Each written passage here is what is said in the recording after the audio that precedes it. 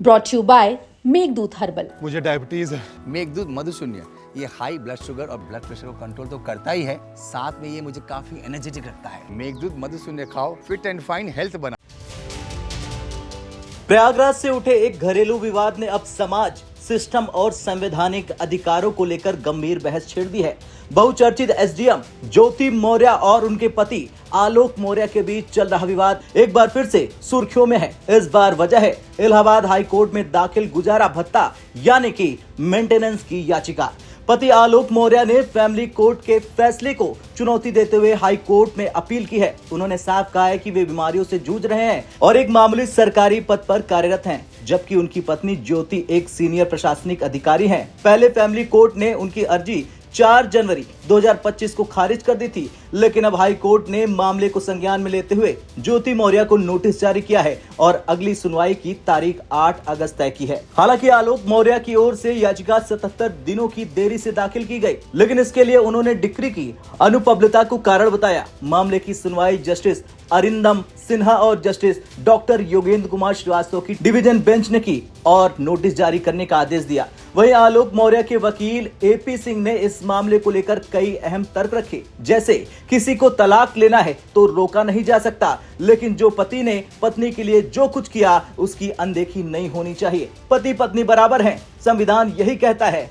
Section 125/4 इसका अधिकार देता है। महिलाओं के लिए तो कोई मंच है जैसे महिला आयोग, महिला थाना, लेकिन पुरुषों के लिए कोई प्लेटफॉर्म नहीं। अब वक्त है पुरुषों को भी कानूनी संरक्षण मिले। आलोक मौर्य के केस में पहले तो जो मामला हुआ था वो सब एक तरह से खत्म ही करा दिया गया था। काउंसलिंग हो गई थी, मेडिएशन हो गया था, सब साथ साथ रह ले। लेकिन पिछले दिनों फिर ये मुद्दा तब गरमाया जब ज्योति मौर्य जी ने डाइवोर्स केस आलोक मौर्य पर फाइल किया और कहा हम इसके साथ नहीं रहना और हम अपनी बेटियों के साथ अलग रहेंगे, और डाइवोर्स केस फाइल किया। ये दुखद तो था ही, परिवार टूटे, समाज का हिस्सा एक मजबूत अंग टूटे। काउंसलिंग हो चुकी थी, लेकिन फिर भी किसी को कोई रोक नहीं सकता। अब किसी को डाइवोर्स लेना है तो केस फाइल किया है, उन्होंने फाइल किया और उस पर से शुरू हुआ, क्योंकि साथ रह रहे थे तो खर्चे और जीवन यापन सब कुछ साथ चल ही रहा था। किसी तरह से आलोक मौर्य भी अपनी बहुत कम सैलरी की बहुत छोटी नौकरी से परिवार को चलाया। उसने तो चलाया ही, अपनी पत्नी को पढ़ाने लिखाने में, कोचिंग कराने में, हर तरह से बहुत ऊंचाई तक ले जाने बहुत मेहनत की, कर्जा लिया, इधर उधर से कर्जदार हुआ, अपना भूखा रहा, लेकिन अपनी धर्म पत्नी को खिलाया पिलाया, ड्राई क्लीन कपड़े पहनाए, सब कुछ किया, अच्छी तरह से किया। बेटियों को पाला पोसा, जितना अच्छा कर सकता था किया, विपरीत परिस्थितियों के बावजूद भी किया। अब उन्होंने आलोक मौर्य ने जो फैमिली कोर्ट थी उसमें फिर जब डाइवोर्स डाला तो स्वयं के लिए खर्चा मांगा कि हमें मेंटेनेंस दीजिए, हमारा जो कर्ज है वो पूरा हो, इस पर दे। तो वो एप्लीकेशन फैमिली कोर्ट ने डिक्लाइन कर दी, जबकि कई केसों में हमने भी दिलाया है। कई केस ऐसे हैं फैमिली कोर्ट के जहां पतियों को, अगर पत्नी अधिक हाई लेवल कमा रही है, हाई उसकी अर्निंग है, उसकी सैलरी अधिक है, तो पति को देती है, पति को कंट्रीब्यूट करना चाहिए। और फैमिली कोर्ट का सेटअप भी है, अंडर सेक्शन 125(4) और 125 का भी ये कंसेप्ट यही है, पति पत्नी बराबर हैं। हमारा संविधान भी कहता है महिला पुरुष बराबर हैं, तो ये चीज होनी चाहिए, लेकिन डिक्लाइन की। लेकिन खैर ऑनरेबल इलाहाबाद हाई कोर्ट ने जो उस ऑर्डर के अगेंस्ट आलोक मौर्य आए, उस ऑनरेबल इलाहाबाद हाई कोर्ट ने उनकी मांगना पिटीशन को और नोटिस किए हैं कि वो अपना काउंटर एफिडेविट फाइल करेंगे और उसका रिप्लाई करेंगे।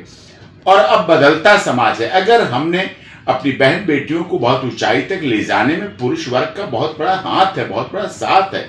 आपने ज्योति मौर्य वाले केस में भी ये देख लो, उन्होंने बहुत प्रयास किया, हर जगह प्रयास करते हैं। लेकिन इसके साथ साथ पुरुषों को भी अधिकार कानूनी मिलनी चाहिए।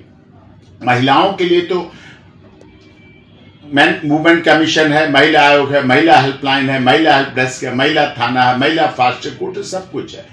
पुरुषों के लिए नहीं है, तो पुरुषों के लिए भी मैन कमीशन, पुरुष आयोग, पुरुष हेल्पलाइन, पुरुष हेल्प डेस्क, पुरुष फास्ट ट्रैक कोर्ट होनी चाहिए। उसकी भी आइडेंटिटी कंसील करनी चाहिए, यह आवश्यक है और इसमें ऑनरेबल हाई कोर्ट फैसला करेगा।